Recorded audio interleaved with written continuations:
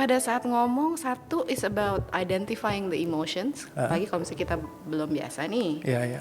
Satu lagi about being honest with it. Karena Being yang honest. kita identify kan bisa juga cognitive distortion kan yang kamu sering bilang. Oh iya, iya, iya. So how do you separate that?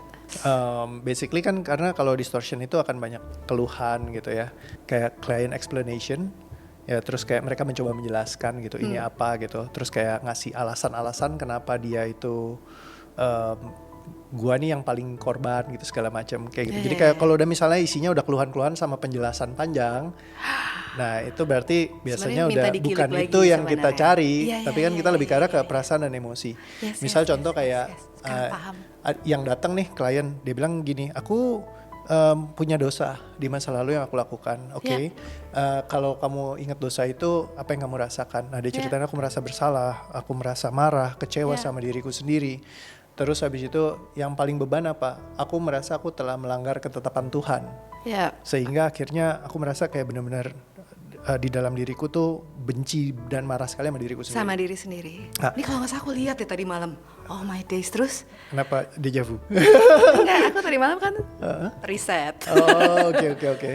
Nah, jadi aku bantu proses beresin tentang yang perasaannya. Ketika udah selesai, aku nggak nanya sama sekali terkait dengan kejadiannya apa. Jadi kayak kamu emang gak nanya sih kejadiannya apa ya? Jadi aku nggak tahu kayak dia mungkin jahatin orang kah, atau dia mencuri kah, atau dia apa. Itu aku nggak nanyain. Nah, karena kalau nanyain itu datanya jadi di level psikologi, psychological level. Tapi yang mau kita telusurin adalah physiological level. This is a different breed. Kalau kamu nggak bisa bedain, karena selama ini kalau di semua keilmuan yang aku tahu, ini dijadikan satu. Kalau kamu bisa bedakan antara mana air murni, mana garam, baru kamu akan bisa misahin separate mana air mana garam. Kalau nggak semuanya jadi kayak air asin. Nah, justru the mastery is in detail. Ketika kamu bisa ngelihat detailnya, oh ini nih larinya ke kognisi punya problematika, ini larinya ke physiological punya problem. Jadi antara psychology sama physiology kamu bisa separate, baru kamu bisa buang antara mana yang distorsinya, mana yang benar-benar bebannya, mana jarumnya, mana yang jeraminya.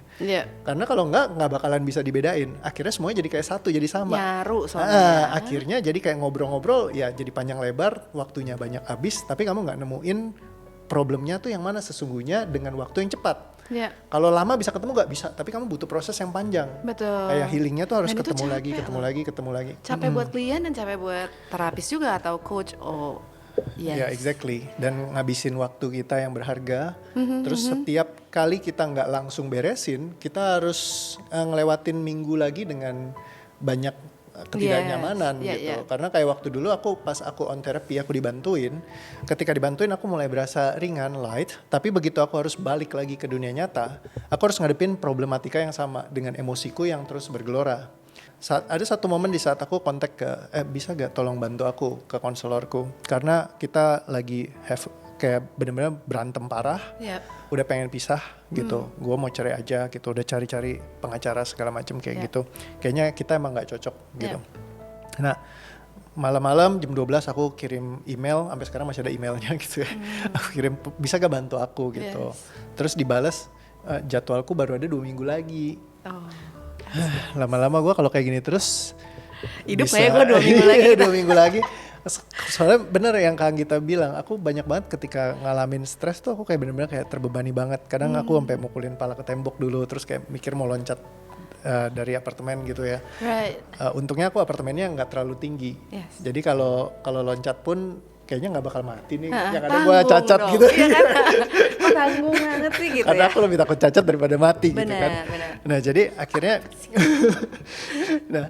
kayak gitu tuh merasa kayak aku kayak helpless, powerless banget gitu. Kayak sedangkan aku dari dulu dari kecil tuh kayak striving kan, pengen sukses, berhasil.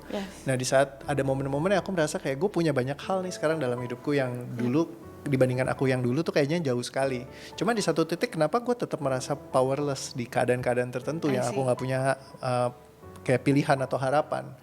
Nah, dan ketika mau nyari perbantuan pun aku jadi kayak kecanduan karena aku harus datang lagi gitu, kayak nggak pernah beres selesai tuntas sepenuhnya. Nah, akhirnya doaku kepada Tuhan, aku pengen bisa beresin persoalan beban aku sendiri sebenarnya.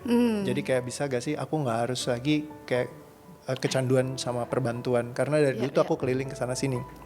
Simply kan definisi dari kecanduan adalah di saat kita membutuhkan sesuatu, substance ataupun orang lain yang kita nggak bisa function normally tanpa itu. Jadi begitu dilepas langsung balik lagi error lagi gitu. Kita healing, besok udah balik lagi error lagi gitu. Jadi kayak terus-terusan yang kayak begitu terus dan udah lewatin bertahun-tahun, mau sampai kapan? Nah sampai akhirnya ya kayak mulai ngeliat mapping, terus akhirnya bisa ketemu sistem ini, bisa bantu aku sendiri juga. Jadi aku nggak harus terus bergantung sama orang lain buat heal. Ya ada banyak banget yang tema-tema aku tuh yang udah heal sendiri completely karena aku beresin sendiri. Wow. Nah terus aku banyak ajarin ke teman-teman juga, mereka juga bisa heal mereka sendiri at certain level ya. Jadi mungkin kalau yang deep kadang-kadang kita masih butuh dibantuin. Di-assist. Tapi basically simply kayak kayak mulai kayak fitness lah. Kalau kamu angkat tuh udah mulai bisa yang berat-berat gitu, yang lebih berat. Tapi nanti suatu saat kalau butuh misalkan mau extend ke next level, ketika ada ada PT yang bantuin kamu, itu akan lebih enak gitu. Nah jadi lebih kayak gitu. Intinya visinya DOA sebenarnya aku pengen banget bikin dunia kesehatan, bukan kesehatan ya, dunia kebahagiaan. Karena kesehatan mental, karena sehat mental belum tentu bahagia. Ini mungkin simple tapi foundational. You know me, aku bisa ngulik itu dalam pasti kan. Iya. Iya, karena sehat mental belum tentu bahagia. Jadi kalau dibilang dunia kesehatan mental, I don't think aku kesana. Targetku adalah in the happiness industry, not the mental health industry.